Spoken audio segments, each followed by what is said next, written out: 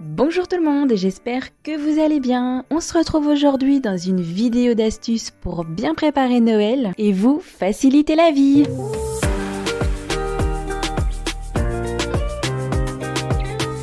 La première astuce, c'est de s'y prendre à l'avance pour tout ce qui est achat des cadeaux et de vraiment ne pas attendre la dernière minute pour aller en magasin. Donc faire une liste 1 ou 2 mois à l'avance, comme ça vous ne perdez pas de temps et vous savez directement ce que vous cherchez. Pensez même déjà à emballer les cadeaux en avance, comme ça vous permettra d'enlever ça de votre tête.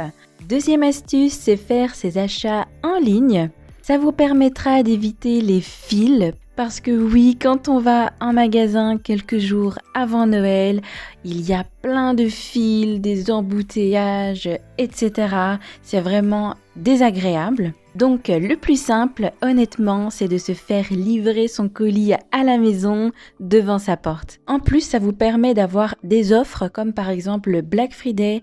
Je trouve que c'est beaucoup plus facile en ligne car en magasin, les stocks sont souvent vides. Autre astuce, pensez également à préparer votre tenue à l'avance. Savoir à l'avance ce que vous allez porter, ça permet déjà d'enlever ça de votre tête et c'est toujours un stress en moins. Et en ayant le temps de choisir la bonne tenue, on se sentira mieux dans sa peau.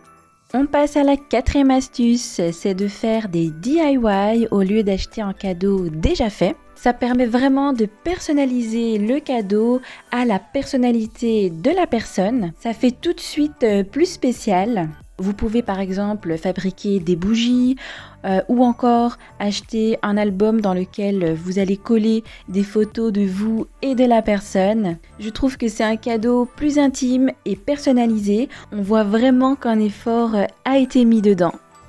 Cinquième astuce, c'est d'offrir des objets réutilisables, donc vraiment des affaires que la personne pourra réutiliser, comme par exemple si vous donnez des produits de beauté, mettez-les dans un panier. Comme ça, une fois que les produits sont utilisés, la personne pourra continuer à utiliser le panier pour y ranger d'autres affaires.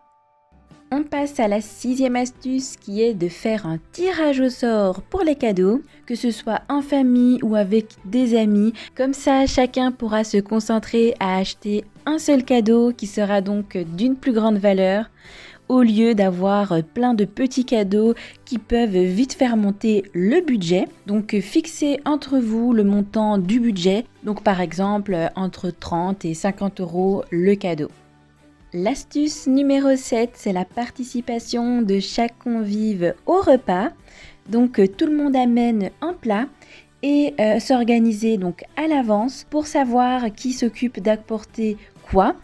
Donc par exemple, il y en a un qui va apporter les entrées, un autre les boissons ou encore le dessert, etc. Comme ça va vraiment vous enlever tout ce stress de devoir tout préparer seul. Autre astuce, c'est de faire du bénévolat. Ça va vraiment vous permettre de faire une bonne action et également de réaliser la chance qu'on a d'avoir tout ce qu'on a.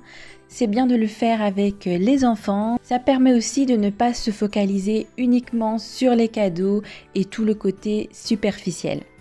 Ma 9e astuce, c'est d'organiser des jeux ou de jouer à des jeux de société en famille pendant la soirée. Je pense qu'il n'y a rien de mieux pour rire ensemble et tisser des liens en famille.